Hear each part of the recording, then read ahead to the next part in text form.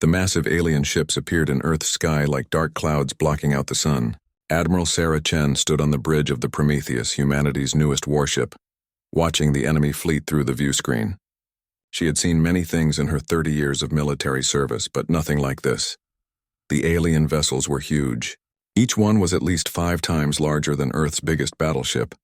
Their hulls gleamed with strange metal that seemed to shift colors in the light. Weapon ports lined their sides like angry eyes.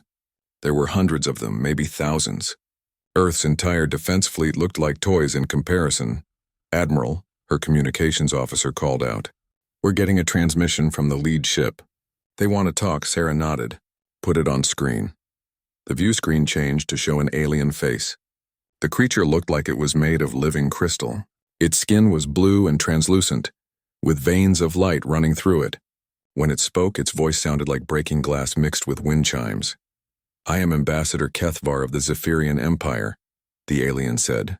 "I speak for the Hegemony Council, rulers of this galaxy." "You will listen." Sarah stepped forward. "This is Admiral Sarah Chen of the United Earth Defense Force. State your business in our system."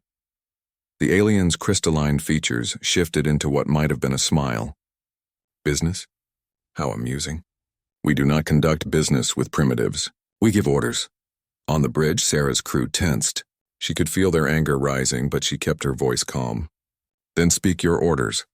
"The Hegemony Council has decided that your species shows potential," Kethvar continued. "You have achieved basic space travel. You wage war efficiently. You breed quickly. These qualities make you useful to us, and useful for what?" Sarah asked. "Labor. Soldiers. Whatever we require." The alien's voice carried no emotion, as if he was discussing the weather. "Your species will surrender all weapons. Your governments will dissolve. Your people will serve the hegemony as we see fit." Sarah felt her heart rate increase but kept her expression neutral. "And if we refuse?" "Refusal is not an option. But to show our power, we will demonstrate." The alien's image vanished. Seconds later, every defense satellite around Earth simply stopped working. The massive orbital weapons platforms that had taken decades to build went dark. The shield generators that protected Earth's major cities shut down. All of it happened in an instant. Sarah's tactical officer looked up from his console, his face pale. "Admiral, every defense system in the solar system just went offline. They didn't destroy them, they just turned them off." The alien's face appeared on screen again. "As you can see, your weapons are toys to us. We could destroy your world in minutes. But dead slaves serve no purpose." Sarah's hands clenched into fists behind her back. "What exactly are you demanding?" "Total surrender within 72 hours. Your leaders will come to our ships and formally submit. Your military will lay down arms. Your people will accept their new place in the galactic order." "And what place is that?" Sarah asked. "You will work in our factories. You will fight in our armies when we conquer new worlds. Your children will be raised to serve the hegemony. In return, we allow your species to continue existing." The bridge was silent except for the hum of machinery. Sarah could feel her crew's eyes on her. These aliens spoke of enslaving humanity like it was a business transaction. "I'll need to discuss this with Earth's leadership," Sarah said finally. "Of course, you have 72 hours to convince them of reality. The alternative to surrender is extinction." The alien paused, then added something that chilled Sarah's blood. "We have enslaved 400 species across this galaxy. All of them thought they could resist at first. All of them learned better." The transmission ended. Sarah turned to her communications officer. "Get me a secure channel to Earth Command. Priority Alpha." Within minutes, she was connected to General Martinez, head of Earth's United Defense Council. His weathered face appeared on a smaller screen. "Sarah, tell me you have good news," he said. "I'm afraid not, sir. The aliens have given us an ultimatum. Total surrender in 3 days or they wipe us out." General Martinez rubbed his temples. "What are our options?" Sarah looked around the bridge at her crew. These were good people, brave people. They deserved better than slavery. "Sir, our conventional forces are useless against them. They shut down our entire defense grid like it was a light switch. So we surrender?" "That's not what I'm saying, sir." Sarah's voice became harder. "I'm saying we need to buy time. Make them think we're beaten while we figure out another way." "What other way?" "You just said our weapons are useless." Sarah was quiet for a moment. There were things the general didn't know. Things that very few people knew. Projects that had been running in secret for decades. "Sir, I need you to activate Protocol Omega." The general's eyes widened. Sarah, that protocol hasn't been used since the Cold War, are you sure? Yes, sir. If there was ever a time for it, this is it. Protocol Omega was humanity's deepest secret. It had started during World War II when strange objects had been recovered from crash sites. The government had told the public they were weather balloons, but scientists had been studying alien technology in secret ever since. Every crashed ship, every strange signal from space, every unexplained sighting had been carefully documented and analyzed. Over the decades, human scientists had slowly learned to understand alien technology. They had built secret facilities deep underground. They had developed weapons and defenses that the public never knew existed. Most importantly, they had learned that humanity was not alone in the galaxy, and that not all alien species were friendly. Protocol Omega was the plan for what to do when hostile aliens finally arrived. Admiral, her navigation officer, spoke up. The alien fleet is moving. They're positioning themselves in orbit around Earth. Sarah looked at the tactical display. The alien ships had arranged themselves in a perfect sphere around the planet. No ship could leave Earth without their permission. No signal could be sent without them knowing about it, but they had made one mistake. They had positioned themselves exactly where humanity's secret defenders had predicted they would. Very well, Sarah said into the communicator. General, inform the world leaders. We'll begin surrender negotiations tomorrow. Admiral, her weapons officer said quietly. Are we really going to surrender to these things? Sarah looked at the young man. He was barely 25, fresh from the academy. He had joined the military to defend humanity, not to watch it kneel before alien masters. Lieutenant, she said, humanity has survived ice ages, plagues, world wars, and every disaster nature could throw at us. We've done it because we're stubborn, and because we never fight fair when our survival is at stake. She turned back to the view screen, where the alien ships hung in space like predators watching their prey. These aliens think they know what they're dealing with. They've read our history, seen our wars, counted our weapons, but they don't understand the most important thing about humanity. What's that, Admiral? Sarah smiled, and it wasn't a pleasant expression. We're the species that looked at the most dangerous predators on our planet and decided we wanted them as pets. We're the species that split the atom and then worried we might blow up the world by accident. We're the species that went to war with ourselves so many times that we got very, very good at it. She walked closer to the view screen, staring at the alien fleet. They want to make us into slaves. They have no idea what they've just awakened. The 72-hour countdown had begun. But Sarah Chen knew something the aliens didn't. Humanity's real war machine was about to wake up, and it had been preparing for this day for a very long time. The aliens thought they had won before the fight even started. They were about to learn why that was a mistake. 48 hours after the ultimatum, Earth's leaders stood before the Alien Council.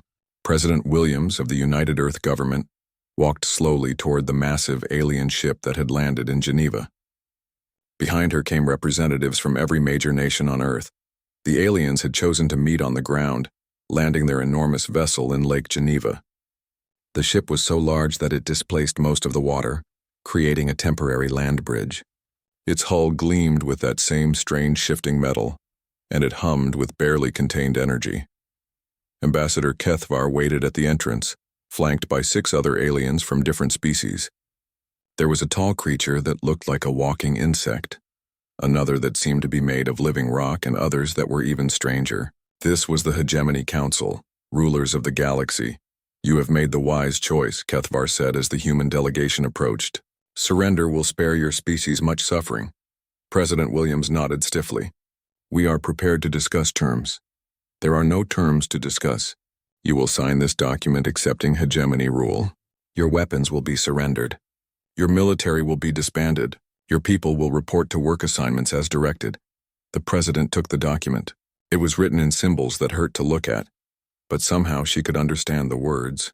The aliens had installed translation devices in their brains without asking. As she read, her blood went cold. The document wasn't just about surrender. It detailed how humanity would be used.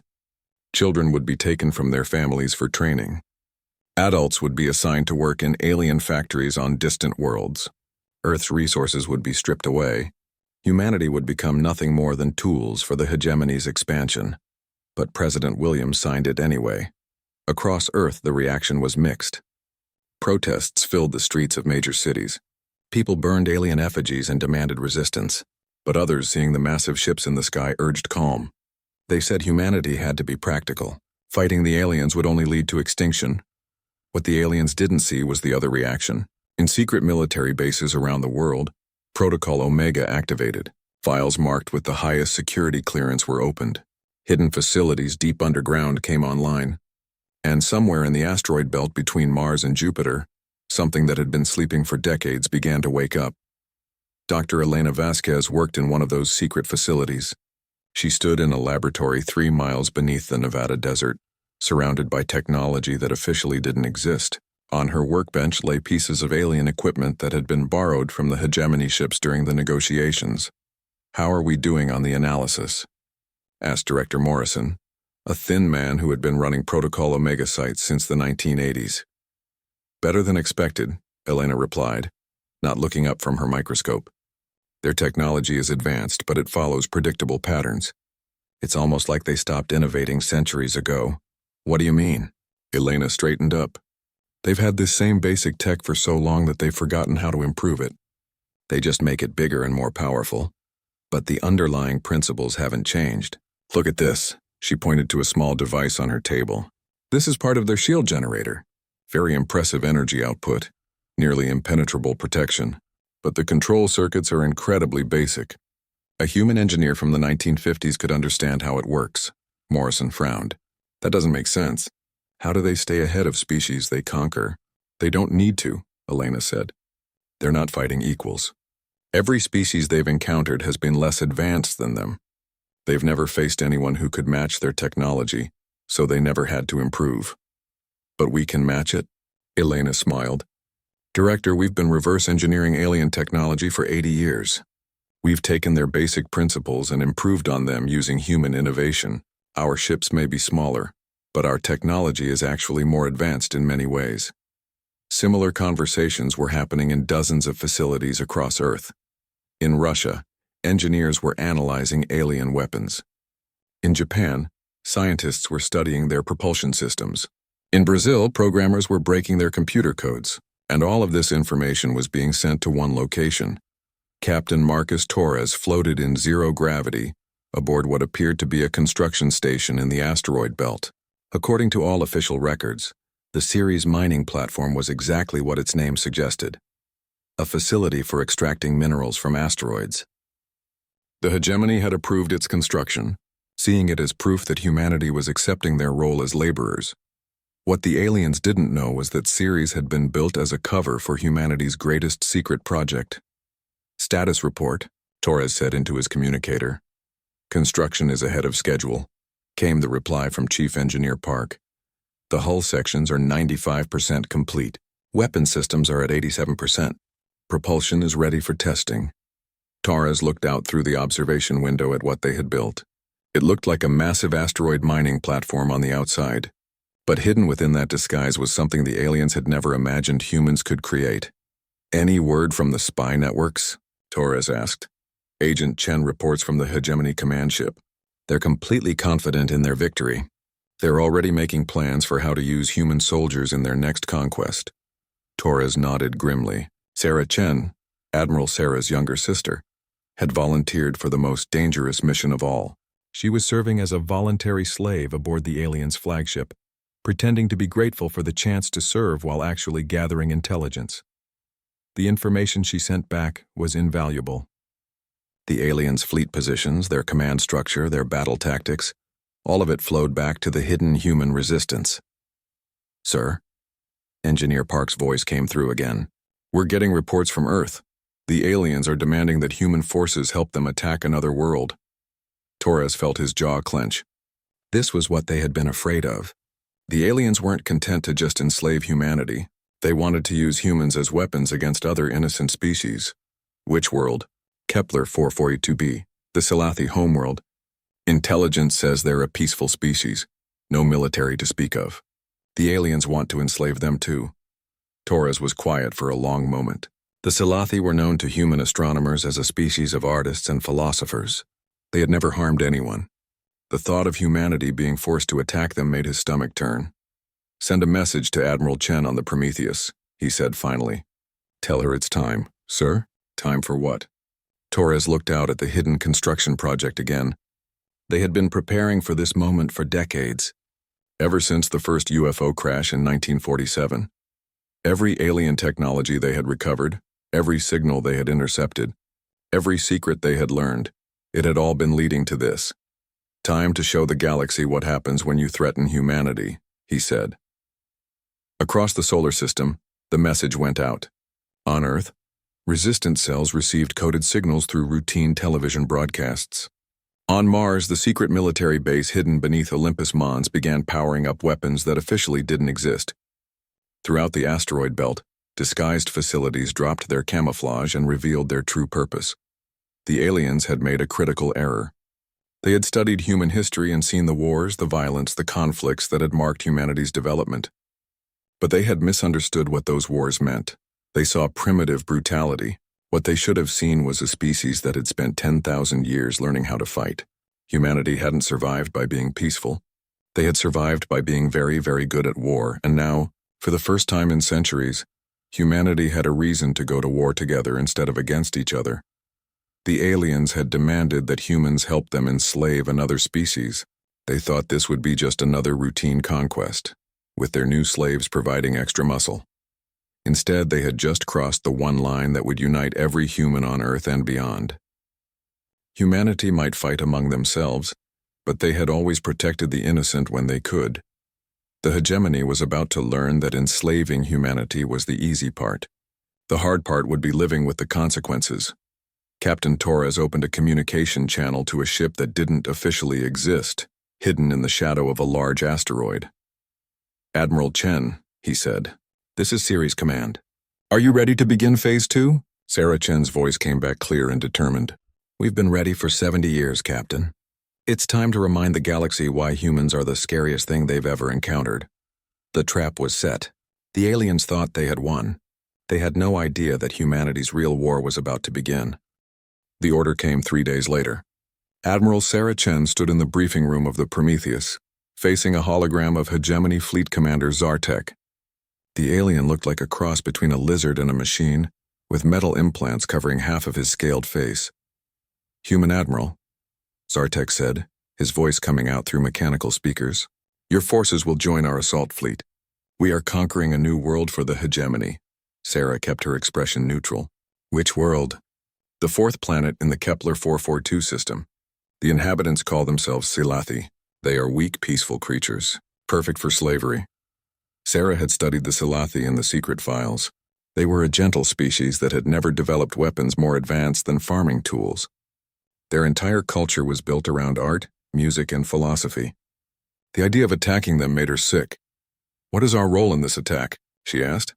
"Your ships will provide support fire while our forces land. Your ground troops will help capture population centers. It will be good practice for future conquests. And if we refuse," Commander Zartek's mechanical eye focused on her with a whirring sound. "Refusal means the destruction of your homeworld. Surely you do not wish to test our patience." Sarah nodded slowly. "I understand. When do we depart?" "In 6 hours. Prepare your forces." The hologram vanished. Sarah stood alone in the briefing room for a moment, then activated her private communicator. "This is Admiral Chen. Code Omega Omega Alpha." "Repeat. Code Omega Omega Alpha." Across the human fleet, that message was received by every ship captain, every base commander, every secret facility. It was the code they had all been waiting for. The code that meant the real war was about to begin. On the Hegemony command ship, Agent Sarah Chen, the Admiral's younger sister, heard the announcement about the attack on the Silathi. She was working in the alien ship's data center, pretending to organize files while actually copying everything to hidden storage devices. The aliens trusted her. She had spent weeks convincing them that she was grateful to serve the Hegemony, that humanity was honored to be part of their empire. They had no idea she was sending every piece of information back to the human resistance. "Human," called Commander Zartek as he entered the data center, "you will accompany us to the new conquest. Your species needs to see how the Hegemony brings order to chaos." Agent Chen bowed her head. "Of course, Commander. I am eager to learn." But as Zartek walked away, she activated a hidden transmitter built into her uniform. The message was short and in a code the aliens had never seen before.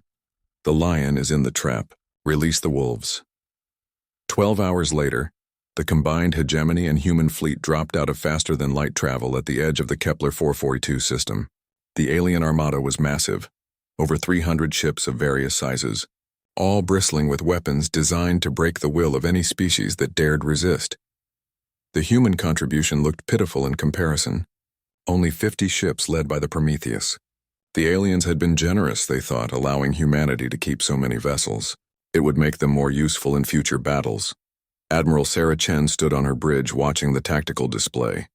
The Silathi homeworld hung in space ahead of them, blue and green and peaceful. There were no military installations visible, no weapon platforms, no defense fleets, just a world full of innocent beings who had never hurt anyone. "Admiral," her communications officer said, "we're receiving a transmission from the planet. They're asking us to identify ourselves. Put it on screen." The view screen showed a Silathi face. The alien looked almost human, but with large eyes that seemed to glow with inner light. When it spoke, its voice was like music. "Unknown vessels, you are approaching our homeworld. We welcome peaceful visitors. Are you here for trade or cultural exchange?" Commander Zartek's harsh voice cut across the communication channel. "This is Fleet Commander Zartek of the Hegemony. Your species has been selected for incorporation into our empire. Surrender now and you will be treated fairly. Resist and you will be destroyed." The Silathi's large eyes filled with confusion and fear. I don't understand. We have done nothing to harm you. Why would you attack us?" "Because we can," Zartek replied. "Begin the assault." That was the moment everything changed. Admiral Sarah Chen had been waiting for this moment her entire career. She had joined the military not to conquer innocent worlds, but to protect them. Every human in her fleet felt the same way. "Negative," she said into the communication channel. There was silence on the bridge. Commander Zartek's image appeared on her screen, his mechanical eye whirring in anger. "What did you say, human?" I said negative. "The human fleet will not participate in this attack. You dare defy the hegemony? I will have your ship destroyed immediately." Sarah smiled, and it was not a pleasant expression. "You can try." She turned to her tactical officer. "Lieutenant, send the signal." "Which signal, Admiral?" "All of them." Deep in the asteroid belt, 12 billion miles away, Captain Marcus Torres received the signal. He was standing in what appeared to be a mining control room, but now he pressed a button that had been waiting decades to be used. Around him, the false walls of the mining station fell away. The asteroid that had hidden them cracked open like an egg, and from inside emerged something that the galaxy had never seen before. The ship was enormous. 15 kilometers long, 5 kilometers wide, its hull made of metal that seemed to absorb light instead of reflecting it. Weapon systems that combined technology from dozens of different alien species covered its surface. This was humanity's greatest secret, their ultimate weapon. This was the Annihilation. "All systems online," reported Chief Engineer Park. "Weapons charged, shields at maximum, drive ready for combat speed." Torres settled into the captain's chair. This ship had been built from the wreckage of every alien crash. Every piece of technology humanity had secretly recovered over the past century. Human engineers had taken the best ideas from dozens of alien species and improved on them. Navigation set course for Kepler 442, maximum speed. "Sir, that's 12 light years away. Even with our advanced drive, it will take 17 minutes, Torres finished. "I know. We planned for this." The Annihilation disappeared in a flash of light that was visible from Mars. Back in the Kepler system, the Hegemony fleet was trying to understand what had just happened. The human ships had not only refused to attack the Silathi, they had formed a protective formation around the planet. "Admiral Chen," Commander Zartek's voice was full of rage, "you will comply with our orders or face destruction." "Commander," Sarah replied calmly, "I think you misunderstand the situation. You see, you've made a critical error in your analysis of humanity. And what error is that? You studied our history and saw that we fought many wars. You assumed this made us savage and easy to control, but you missed the most important lesson of human warfare." Sarah's tactical display showed the positions of both fleets. The Hegemony ships were moving into attack formation, preparing to destroy the small human force that dared defy them. "The most important thing about human warfare," Sarah continued, "is that we always fight hardest when we're protecting someone else. Your 50 ships cannot defeat our 300. Zartek snarled. This is suicide. You're right, Sarah agreed. 50 ships can't defeat 300. But we're not alone. At that moment, alarms began screaming throughout the hegemony fleet. Ships that had been hidden throughout the asteroid belt suddenly appeared, dropping their camouflage. Space stations that the aliens thought were just mining platforms revealed massive weapon systems. And from Earth's moon, which the aliens thought was just a useless rock, came the largest human fleet they had ever seen. But all of that was nothing compared to what happened next. Space itself seemed to tear open, and through the gap came the Annihilation. The massive ship dwarfed everything else in the system. Its arrival created gravitational waves that shook every other vessel. This, Admiral Sarah Chen announced to the stunned hegemony fleet, is what happens when you threaten innocent life in front of humans. Commander Zartek stared at the massive ship on his screen. Impossible. Our intelligence said humans had no ships larger than your destroyers. Your intelligence was wrong about a lot of things, Sarah replied. For instance, did you know that humans have been preparing for this day since 1947? Did you know that every piece of alien technology that ever crashed on Earth was secretly recovered and studied? The Annihilation moved into position between the hegemony fleet and the Salathi homeworld. Its weapon systems powered up with a sound like rolling thunder. Did you know, Sarah continued, that when humans reverse engineer alien technology, we don't just copy it, we make it better? Captain Torres's voice came over the communication channel, broadcast to every ship in the system. Commander Zartek, this is Captain Torres of the Earthship Annihilation. You have exactly 30 seconds to withdraw from this system. You cannot threaten the hegemony, Zartek screamed. We have ruled this galaxy for thousands of years. 20 seconds, Torres replied calmly. We will destroy you all. 10 seconds, attack! All ships, attack! Time's up, Torres said. What happened next became known throughout the galaxy as the 17-minute war.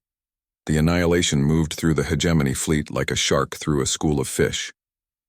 Its weapon systems fired with precision that seemed impossible, each shot destroying exactly what it was aimed at. The human fleet that had been hiding throughout the system revealed technology that the galaxy had never imagined. Ships that could phase in and out of normal space, weapons that could tear holes in reality itself, defenses that turned enemy fire back on the attackers. When it was over, 300 hegemony ships had been reduced to drifting wreckage. Not a single human vessel had been lost. The galaxy was about to learn a new truth. Humanity was not just another species to be conquered. Humanity was the thing that conquered conquerors. The silence in space after the battle was complete. Where 300 hegemony ships had been, now only twisted metal and debris drifted in the void. The Annihilation floated among the wreckage like a dark angel of death, its massive hull unmarked by the brief but devastating fight. On the Salathi homeworld below, billions of peaceful beings stared up at their sky in wonder and terror. They had been saved, but by whom? And what did these new aliens want? Captain Marcus Torres stood on the bridge of the Annihilation, looking at the tactical display. Every hegemony vessel in the system was gone except for one, the command ship carrying Commander Zartek. Torres had deliberately left it intact. Open a channel to the hegemony command ship, he ordered. Commander Zartek's image appeared on the view screen. The alien's mechanical implants were sparking, and fear showed clearly in his remaining organic eye. Behind him, his bridge crew worked frantically to repair damaged systems. This is impossible, Zartek whispered. No species has ever defeated a full hegemony battle fleet. Torres stepped forward. He was a large man with gray hair and scars from old battles, but his voice was calm and controlled. Commander, let me explain something to you. Humanity has been at war for our entire existence. We've fought ice ages, diseases, wild animals, and each other. We've survived because we never stop learning, never stop adapting, and never stop fighting. But your technology, it was primitive. Our scouts confirmed this. Your scouts saw what we wanted them to see, Torres replied. Commander, did you really think a species capable of splitting atoms and traveling to other stars would show their best weapons to strangers? On Earth, similar conversations were happening across the planet. The alien occupation forces had watched in shock as their mighty fleet was destroyed in minutes. Now they were discovering that their primitive human slaves had been hiding far more than anyone imagined. Dr. Elena Vasquez emerged from her secret laboratory beneath Nevada, leading a team of engineers carrying weapons that looked like they belonged in science fiction movies. Above ground, the hegemony soldiers who had been guarding the facility surrendered without firing a shot. How? One of the alien guards asked as human soldiers placed him in custody. How did you hide all this from us? Elena removed her helmet and smiled. The same way we hid nuclear weapons from each other for 50 years. The same way we hid spy satellites, stealth aircraft, and submarine bases. Humans are very good at keeping secrets, especially when our survival depends on it. Across the galaxy, the news spread with impossible speed. The mighty hegemony, which had conquered 400 species without ever losing a battle, had been completely defeated by a species they had dismissed as primitive. Worlds that had been enslaved for centuries began to whisper about rebellion. On the hegemony homeworld of Xerion Prime, the 7 members of the ruling council gathered in emergency session. These ancient beings had ruled the galaxy for 3,000 years. Nothing like this had ever happened before. The humans destroyed an entire battle fleet, reported Counselor Vextar, a being that looked like a living shadow. 300 ships gone in 17 minutes. How is this possible? Demanded High Counselor Mordak, whose species had been the first to join the hegemony. Our intelligence said they were barely out of their Stone Age. Our intelligence was wrong, admitted Counselor Kethvar, his crystalline form pulsing with dim light. The humans have been deceiving us from the beginning. Deep beneath the council chambers in the hegemony's greatest prison, something stirred. The cells held representatives from dozens of species that had tried to resist the hegemony over the centuries. Now, for the first time in decades, there was hope in those dark chambers. Back in the Kepler system, Captain Torres was receiving reports from across human space. The rebellion was happening everywhere at once. Sir, his communications officer reported, we're getting word from the Mars facility. They've successfully liberated 3 hegemony prison worlds in the Vega sector. And the stealth fleet? Admiral Rodriguez reports that the invisible attack ships are moving on hegemony supply lines throughout the outer rim. The aliens don't even know they're being attacked until their ships simply disappear. Torres nodded. This was all part of the plan that had been 70 years in the making. Humanity had not just built one secret weapon. They had built an entire shadow military that the aliens had never suspected. The annihilation itself was just the most visible part of humanity's true strength. Hidden throughout human space were shipyards that could build vessels in weeks instead of years. Factories that could produce weapons and equipment at rates that made the hegemony's production look slow. Research facilities that had been improving on alien technology for decades. Most importantly, humanity had learned the hegemony's greatest weakness. They were old. They had been in power for so long that they had stopped innovating, stopped adapting, stopped thinking of new ways to fight. They relied on overwhelming force and terror to maintain control. Humanity, on the other hand, had spent their entire history learning new ways to kill their enemies. Captain, called out the tactical officer, we're getting a transmission from the Salathi planet. The view screen changed to show the same Salathi leader who had first greeted the fleets. The peaceful alien looked confused but grateful. Unknown saviors, the Salathi said. We do not understand what has happened, but we thank you for protecting our world. What do you require of us? Torres exchanged glances with Admiral Chen, whose image appeared on a secondary screen from the Prometheus. We require nothing, Torres said gently. We fought to protect you because it was the right thing to do. You are free to live as you choose. The Silathi's large eyes widened in amazement. But the other aliens said we would be slaves. They said it was the way of the galaxy. That was their way, Admiral Chen said. It is not our way. Then what is your way? The Salathi asked. Torres thought for a moment. Our way is this. The strong protect the weak, the free defend the enslaved, and no one has the right to rule over others without their consent. As if summoned by his words, reports began flooding in from across the galaxy. On the prison world of Kragtos, human special forces had landed and were fighting to free thousands of enslaved beings. In the Rigel system, a hegemony fleet had been ambushed by ships that appeared out of nowhere and vanished just as quickly. The revolution was spreading like wildfire. Commander Zartek, still trapped on his damaged ship, watched the reports with growing horror. This is not possible. One species cannot challenge the entire hegemony. Watch and learn, Torres replied. The annihilation began moving toward the edge of the system, followed by the human fleet. But instead of leaving, they opened doorways in space itself. Through these portals came more ships and more and more. Soon the system was filled with vessels bearing the insignia of Earth. "Commander," Torres said, "you're going to return to your masters with a message. The hegemony's reign of terror is over. Every world they have enslaved will be freed. Every species they have conquered will be liberated. And if they try to stop us, the Annihilation powered up its main weapon, a device that could crack planets in half. The energy buildup was visible to every ship in the system. If they try to stop us," Torres continued, "they'll discover why we named this ship Annihilation." Zartek's ship limped away toward hegemony space, carrying word of humanity's ultimatum. As it disappeared into faster-than-light travel, Torres turned to his crew. "Signal all human forces," he ordered. "Operation Liberation is now active. Every enslaved world, every prison planet, every hegemony stronghold, we free them all." "Sir," his first officer asked, "what if they surrender?" Torres looked out at the stars, thinking of all the species that had suffered under hegemony rule for thousands of years. He thought of the children taken from their parents, the world stripped of their resources, the countless beings who had died in alien labor camps. "Then we'll show them the same mercy they showed their victims," he said. "We'll give them exactly what they deserve." The Annihilation disappeared into hyperspace, beginning its mission to tear down an empire that had ruled the galaxy for 3 millennia.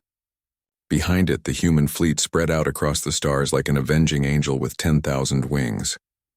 The hegemony had awakened something they didn't understand. They had challenged a species that had survived by never backing down from a fight. They had threatened the innocent in front of beings whose greatest heroes were those who protected the helpless. The galaxy was about to learn what happened when you picked a fight with humanity, and the lesson would be written in fire across 1,000 worlds. 6 months later, Captain Marcus Torres stood in the ruins of the Hegemony Council chamber on Zerion Prime, the great hall where 7 species had ruled the galaxy for 3,000 years, was now empty except for debris and the echoes of fallen power. Naki. War had lasted exactly 72 days, the same amount of time the hegemony had given humanity to surrender. It had not been a war in the traditional sense. The Annihilation and the human fleet had moved through hegemony space like a force of nature, liberating worlds faster than the aliens could respond. Advanced human technology had made their ships nearly unstoppable, while their tactics, learned from centuries of human warfare, had confused and overwhelmed an enemy that had forgotten how to fight. A real war.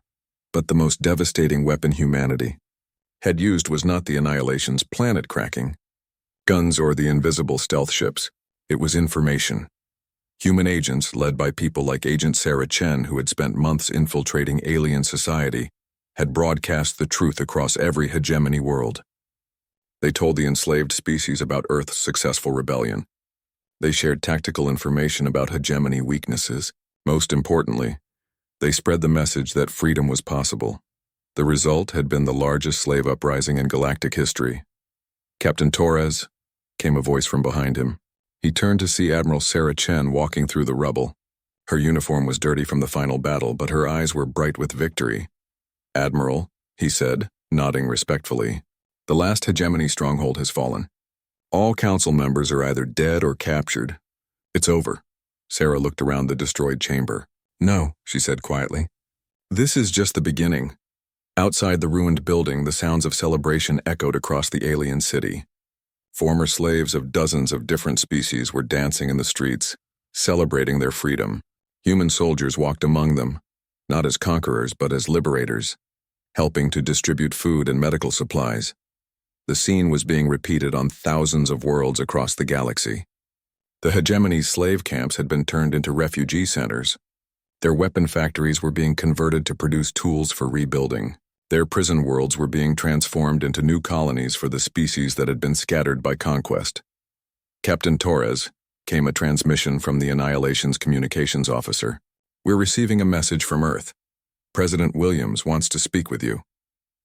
Torres and Admiral Chen made their way to the ship's bridge. The massive vessel sat in orbit around Zerion Prime like a dark guardian, its presence ensuring that no remnants of the old regime could return to power. President Williams appeared on the main view screen, her face showing the strain of the past months but also satisfaction at the outcome. "Captain, Admiral," she said, "I want to personally thank you for what you've accomplished. The galaxy is free because of your actions. Thank you, Madam President, Torres replied. But what happens now? We've destroyed the hegemony, but something has to replace it. The galaxy needs some kind of order. President Williams smiled. That's exactly what I wanted to discuss with you. The United Nations has been debating this question for weeks. Some people think Earth should take control, become the new galactic empire. Admiral Chen frowned. And what do you think? I think that would make us no better than the hegemony, Williams said firmly. We didn't fight this war to replace one set of masters with another. We fought to ensure that no one would have to live under masters again. Torres nodded slowly. This was the conversation he had been dreading and hoping for at the same time. Humanity now had the power to rule the galaxy. The Annihilation alone could probably enforce their will on any world that opposed them.